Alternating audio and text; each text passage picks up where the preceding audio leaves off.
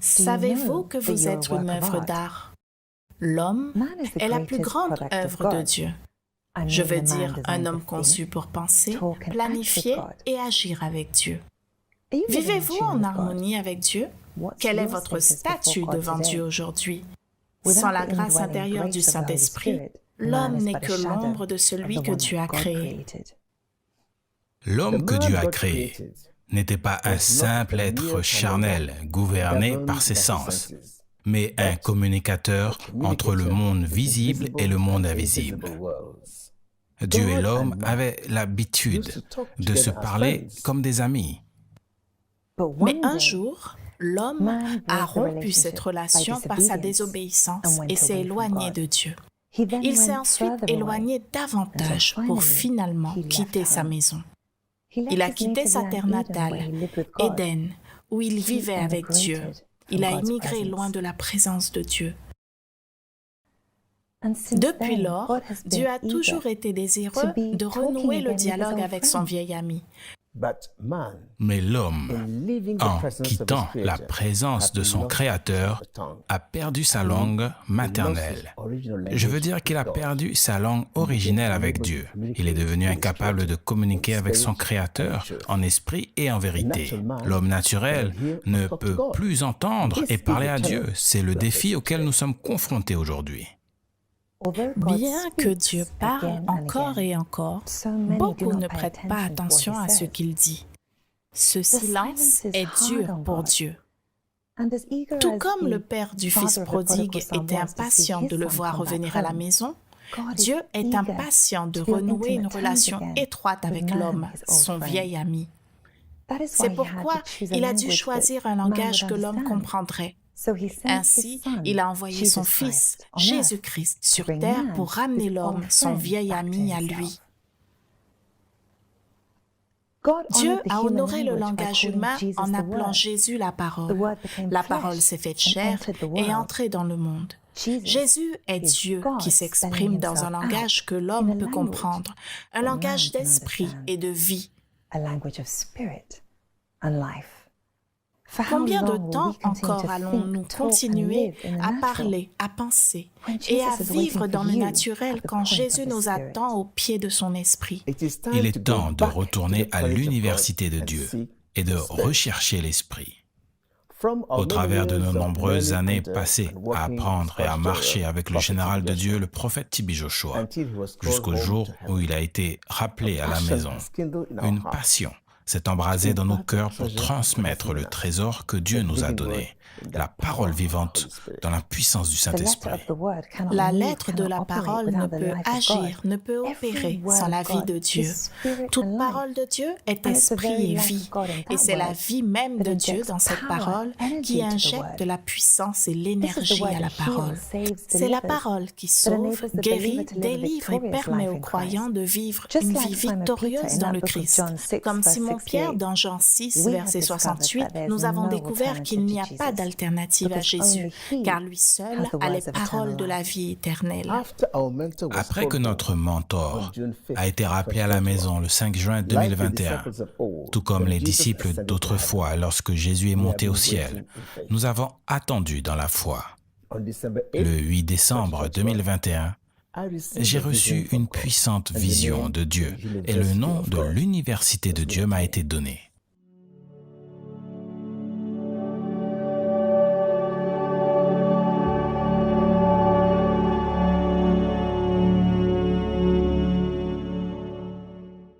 J'étais confiné dans un compartiment vitré à l'intérieur d'une caverne sans issue. Soudain, un massif rocher vint du ciel et frappa la montagne rocheuse. Il transperça la paroi de la caverne. La montagne trembla, mais je suis resté stable à l'intérieur du compartiment en verre. Le rocher commença à creuser la montagne rocheuse.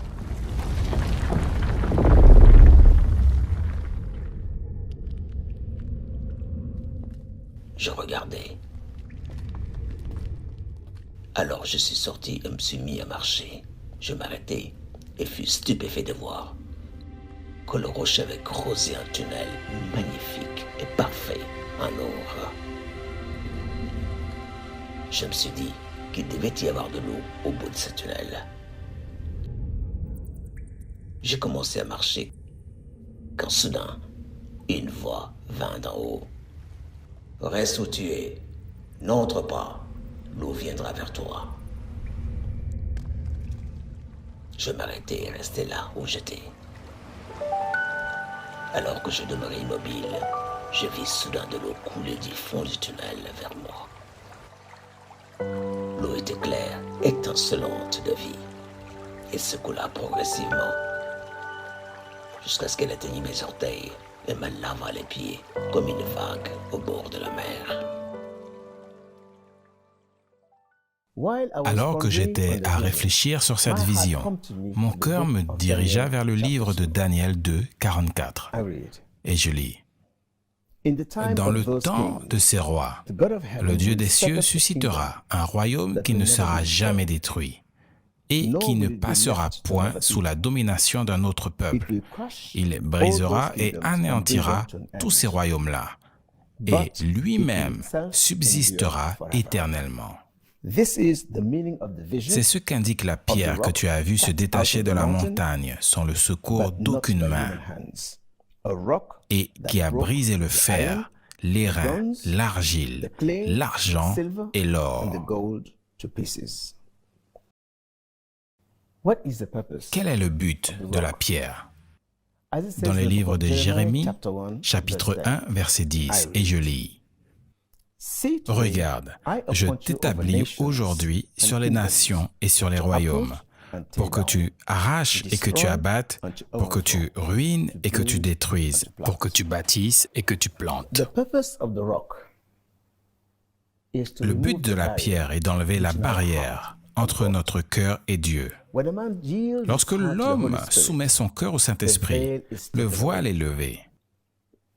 La parole de Dieu est la graine de la vie divine qui entre dans notre cœur et fait grandir la foi. La vision est pour un temps fixé, Habakkuk 2, verset 3. Maintenant, le temps est venu. La vision est de ramener l'homme à Dieu à travers sa parole par son esprit, pour édifier le corps de Christ et collaborer avec un réseau d'églises à travers le monde.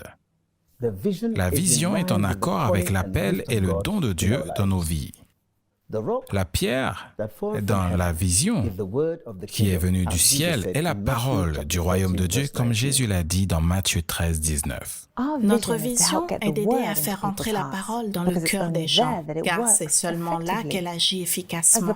Comme la Bible dit dans 2 Corinthiens 3, verset 3, « Vous êtes manifestement une lettre de Christ, écrite par notre ministère, non avec de l'encre, mais avec l'Esprit de Dieu vivant, non sur des tables de pierre, mais sur des tables de chair, sur les cœurs. » Au cours des 2 dernières décennies, sous le mentorat du prophète T.B. Joshua, notre interaction avec des milliers de croyants et de responsables d'églises dans le monde entier et les questions récurrentes soulevées par tant de personnes lors des enseignements ont orienté notre attention vers le côté concret du christianisme. Je veux dire, notre marche quotidienne avec le Saint-Esprit.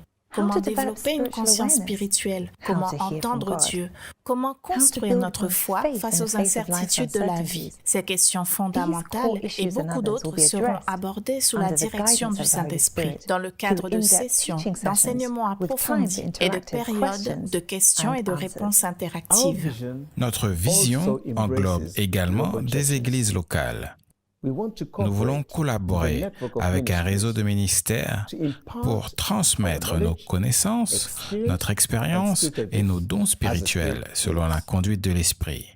Ce n'est que lorsque l'Église d'aujourd'hui réalisera que l'Esprit de l'homme est la source de la foi, que le Saint-Esprit sera impliqué dans nos affaires. Rejoignez-nous dans l'université de Dieu. La connaissance issue des sens cesse lorsque vient la révélation. Comme nous l'a enseigné notre mentor, le prophète T.B. Joshua, à l'université de Dieu, aussi brillant que vous soyez, vous ne sauterez pas de classe. Vous devez passer par toutes les classes, car chaque classe a un but. Donc, de quoi avez-vous besoin? Un cœur ouvert. Quels sont les outils nécessaires pour intégrer chaque classe, pour ne pas abandonner, ne pas chercher de raccourcis ou ne pas désespérer face au revers souvent cruel de la vie? L'humilité, la foi, l'endurance, la persévérance, le pardon et aimer sans attendre. Qui note notre travail? Le Saint-Esprit. Dieu nous attend au pied de son esprit.